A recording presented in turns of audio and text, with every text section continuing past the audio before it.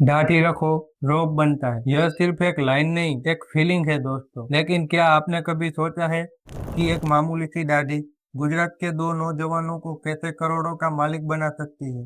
आज हम एक ऐसे ब्रांड की अनसुनी कहानी लेकर आए हैं जिसने सिर्फ दाढ़ी को नहीं संवारा, बल्कि पूरे देश के मर्दों को स्टाइल और कॉन्फिडेंस को बदल दिया। एक ऐसा देसी ब्रांड जिसने गैरेज से निकलकर ग्लोबल मंच तक का सफर तय किया। जी हाँ, मैं बात कर रहा हूँ बियर्डो की। Don't just be a man, be a Beardo. यह सिर्फ एक स्लोगन नहीं है, यह एक आंदोलन है।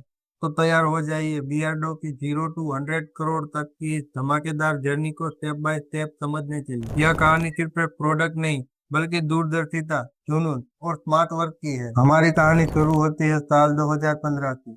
अगर आप उस दौर को याद करें, तो भारत में एक बड़ा कल्चर शिफ्ट आ रहा था। अचानक गाड़ी रखना सिर्फ कुछ लोगों का शौक नहीं रहा था, यह एक स्टेटमेंट बन गया था। कॉलेज से लेकर ऑफिस तक हर कोई अपनी दाढ़ी को शान से फ्लॉन्ट कर रहा था। क्लीन शेव लुक की जगह एक स्टाइलिश वैल्यू ग्रूम्ड दाढ़ी ने ले ली थी। यह सिर्फ एक फैशन ट्रेंड नहीं था, यह मर्दानगी, मैच्योरिटी और कॉन्फिडेंस का प्रतीक बन रहा था। सोशल मीडिया पर दाढ़ी से जुड़े मीम और हैशटैग वायरल हो रहे थे। लेकिन इस जबरदस्त ट्रेंड के बावजूद एक बहुत बड़ी कमी थी। एक ऐसा मार्केट गैप जिसे कोई नहीं देख पा रहा था, या शायद कोई इग्नोर कर रहा था। सोचिए, एक आदमी अपनी दाढ़ी को स्टाइल तो कर रहा है, उसे बढ़ा रहा है, लेकिन उसकी केयर कैसे करे? मार्केट में क्या था? एक बेसिक शेविंग क्रीम जो दाढ़ी को हटाने के लिए थी, रखने के लिए नहीं। एक लो क्वालिटी ट्रिमर जो सिर्फ काटने का काम करता था, और बस। दाढ़ी को मुलायम रखने के लिए कोई तेल नहीं, उसे साफ करने के लिए कोई शैम्पू नहीं, स्टाइल करने के लिए कोई वैक्स नहीं, दाढ़ी के त्वचा की देखभाल के लिए कुछ नहीं। यह एक अनटेप मार्केट था, एक बहुत बड़ी खाली जगह, और यही खाली जगह सपनों को आकार करने का मौका बनी। और इसी खाली जगह को पहचाना गुजरात के दो दूरदर्शी दोस्तों ने, आशुतोष वलानी और प्रियंक शाह। ये सिर्फ दोस्त नहीं थे, ये वो लोग थे जिनकी आंखों में एक नया विजन था। उन्होंने देखा कि दाढ़ी का क्रेज तो है, लेकिन उसकी देखभाल का कोई साधन नहीं। यहीं से उनके दिमाग में एक सवाल उठा, क्या हो अगर हम दाढ़ी रखने वालों के लिए खास प्रोडक्ट बनाए, कुछ ऐसा जो उनके लिए स्टाइल को सपोर्ट करे। और यहीं से जन्म हुआ एक क्रांतिकारी आइडिया था। वो कहते हैं ना, बड़ा बदलाव हमेशा एक छोटे से आइडिया से शुरू होता है। आशुतोष और प्रेम के दिमाग में यही आइडिया आया। बियर्ड के लिए बियर्डो नाम रखा गया। बियर्डो, बियर्ड प्लस ओ का मेल, जिसने एक ऐसे नाम को जन्म दिया जो कूल, कैची और यादगार था। यह सिर्फ एक ब्रांड का नाम नहीं था, यह एक पहचान बनाने वाला था। मर्दों के लिए स्टाइल की, उनके एटीट्यूड की। यह सिर्फ ग्रूमिंग नहीं थी, यह एक लाइफस्टाइल थी। एक ऐसा ब्रांड जो सीधे सीधे उनके टारगेट ऑडियंस से बात करता था। लेकिन इस आइडिया को हकीकत में बदलना कोई आसान काम नहीं था। उनके पास कोई बड़ी फंडिंग नहीं थी, कोई फैंसी मैन्युफैक्चरिंग प्लांट नहीं था। उन्होंने वहीं से शुरुआत की जहां वो थे, अपने घर से। उन्होंने अपने पहले प्रोडक्ट बियर्ड ऑयल के फॉर्मूले पर खुद ही रिसर्च की। उन्होंने सीखा कि कौन से तेल दाढ़ी के लिए अच्छे होते हैं, कैसे उन्हें मिलाया जाए ताकि दाढ़ी मुलायम रहे और बढ़े थी। हर बैच को उन्होंने खुद ही टेस्ट किया, अपने दोस्तों को दिया। जब प्रोडक्ट तैयार हो गया, तो उन्होंने घर में ही पैक किया।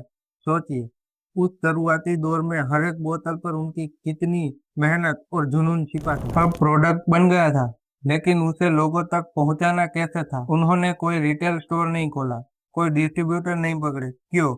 क्योंकि उसमें बहुत पैसा और समय लगता था। उन्होंने सीधा डिजिटल का रास्ता अपनाया। उन्होंने अपनी खुद की वेबसाइट बनाई। यह एक बहुत ही स्मार्ट कदम था, क्योंकि इससे उन्हें सीधे ग्राहकों तक पहुंचने का मौका मिला और बिचौलियों का मार्जिन बच गया। यह उन्हें अपने कस्टमर से सीधा फीडबैक लेने में भी आजादी देता था। और फिर उन्होंने जो किया वह उस समय के लिए काफी नया था। उन्होंने फेसबुक और इंस्टाग्राम पर एड चलाए। और यह 2015-16 का दौर था, जब सोशल मीडिया मार्केटिंग उतनी कॉमन नहीं थी। लोग टीवी एड या अखबार में विज्ञापन देते थे, लेकिन बियर्डो ने समझा कि उनकी टारगेट ऑडियंस, यानी युवा लड़के और पुरुष, सबसे ज्यादा सोशल मीडिया पर ही तो है। यह उनकी मार्केटिंग का पहला मास्टर स्ट्रोक था, और यह रणनीति काम कर गई। धीरे धीरे पहले कुछ ऑर्डर, फिर ज्यादा, और देखते ही देखते ऑर्डर की बाढ़ आने लगी। लोग हैरान थे कि दाढ़ी के लिए भी ऐसे शानदार प्रोडक्ट, डेडिकेट प्रोडक्ट मिल रहे हैं। यह एक बिल्कुल नया अनुभव था उनके लिए, जिसने मार्केट में तहलका मचा दिया। एक छोटा सा आइडिया, एक बड़ा मार्केट गैप, और एक सीधा अप्रोच, यह सब बियर्डो की शुरुआती नींव बना। बियर्डो की सफलता में उनके मार्केटिंग मैजिक का बहुत बड़ा हाथ है। उन्होंने सिर्फ प्रोडक्ट नहीं बेचा, उन्होंने एक एटीट्यूड बेचा। उन्होंने खुद को सिर्फ एक ग्रूमिंग ब्रांड के रूप में पेश नहीं किया, बल्कि पुरुषों के स्टाइल और पहचान के प्रतीक के रूप में प्रस्थापित किया। उन्होंने पारंपरिक विज्ञापनों पर लाखों रुपए खर्च करने की बजाय एक बिल्कुल नया और बोल्ड रास्ता चुना। उनकी मार्केटिंग रणनीति के मुख्य 3 स्तंभ थे। पहला, डिजिटल मार्केटिंग का पूरा पूरा फोकस। उन्होंने समझा कि उनके ग्राहक ऑनलाइन है और सोशल मीडिया पर एक्टिव है, तो उन्होंने इंस्टाग्राम, फेसबुक, यूट्यूब जैसे प्लेटफॉर्म पर भरपूर इस्तेमाल किया। वे सिर्फ प्रोडक्ट की खूबियां नहीं बताते, बल्कि उन्हें दाढ़ी रखने की एक पूरी संस्कृति का फॉर्मेट किया।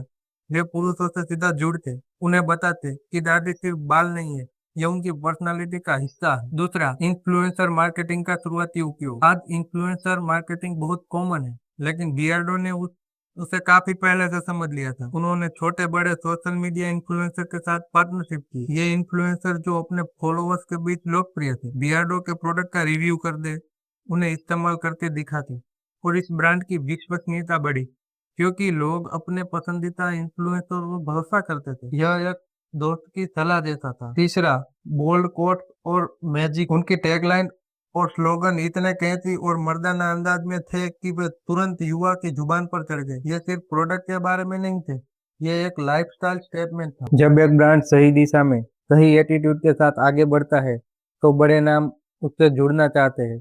बियर्डो के साथ भी कुछ ऐसा ही हुआ, जिसने उनकी ग्रोथ को एक नई रफ्तार दी, एक नेशनल पहचान दिलाई। 2016 में सुनील शेट्टी, जी हाँ, हमारे अन्ना, जो खुद एक स्टाइल आइकन है, वे बियर्डो में इन्वेस्टर बने। यह सिर्फ पैसों का मामला नहीं था। सुनील शेट्टी जैसे बड़े और विश्वसनीय चेहरे इस ब्रांड से जुड़ना बियर्डो के मार्केट में एक अलग ही पहचान दिला गया। उनकी इन्वेस्टमेंट से बियर्डो को अपनी रिसर्च और डेवलपमेंट में ज्यादा निवेश करने की शक्ति दी। यह एक तरह का अप्रूवल था कि यह ब्रांड कुछ बड़ा करने वाला है।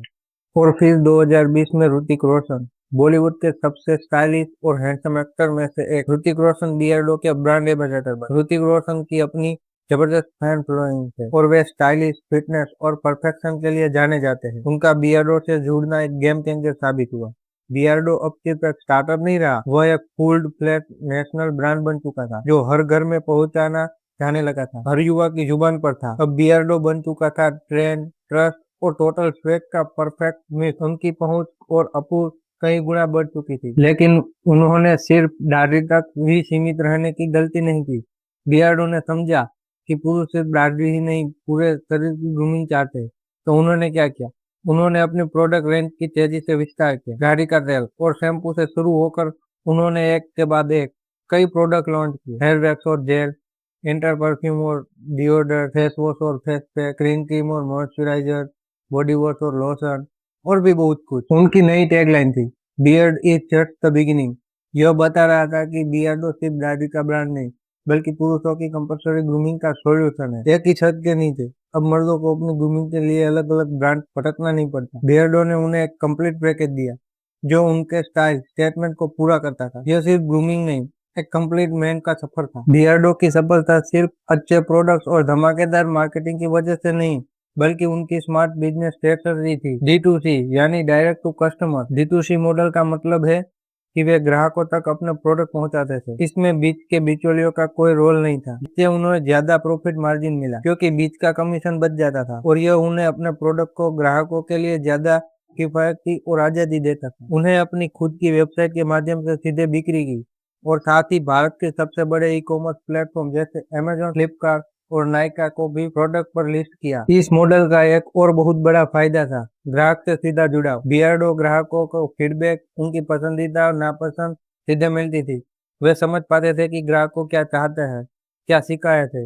इससे वे अपने प्रोडक्ट को लगातार इम्प्रूव कर सकते थे और नए प्रोडक्ट को ग्राहक की जरूरत के हिसाब से तेजी से लॉन्च कर सकते थे। बियर्डो की जबरदस्त ग्रोथ और फ्यूचर पोटेंशियल पर कई बड़ी कंपनियों की नजर थी, और यही एंट्री होती है एक दिग्गज कंपनी की, मैरिको। 2017 में मैरिको, जो भारत में FMCG सेक्टर की एक बहुत बड़ी खिलाड़ी है, उसने बियर्डो में निवेश किया। यह एक बहुत बड़ा टर्निंग पॉइंट था।